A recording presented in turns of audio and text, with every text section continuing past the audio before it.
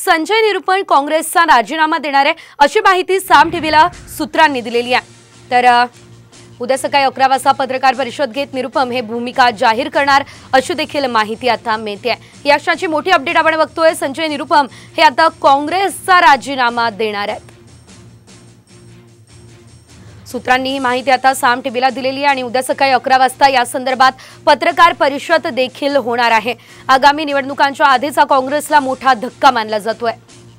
अधिकची अपडेट आपण घेऊयात आमचे प्रतिनिधी आवेश तांदळे यांच्याकडून। आवेश, आपण बघतोय निवडणुका जवळ आलेल्या आहे आणि त्याआधीचा काँग्रेसला मोठा धक्का मानला जातोय, सविस्तर माहिती या संदर्भात।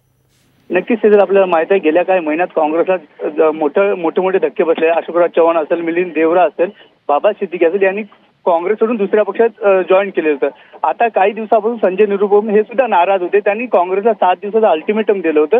त्या पार्श्वभूमीवर उद्या संजय निरुपम पत्रकार परिषद घेऊन आपली भूमिका स्पष्ट करतील। सर्वात महत्त्वाची गोष्ट म्हणजे यापूर्वी संजय निरुपम यांनी भाजपचे नेते अशोक चव्हाण यांची सुद्धा भेट घेतली होती आणि काही दिवसापूर्वी ठाण्यात मुख्यमंत्री एकनाथ शिंदे यांची भेट घेतली होती आणि हे 7 दिवस अल्टिमेटम उद्या संपत आहे। त्यानंतर संजय निरुपम आपली भूमिका स्पष्ट करतील। सूत्रांनी दिलेल्या माहितीनुसार ते आपल्या पक्षाचा राजीनामा आणि सदस्यता राजीनामा देतील।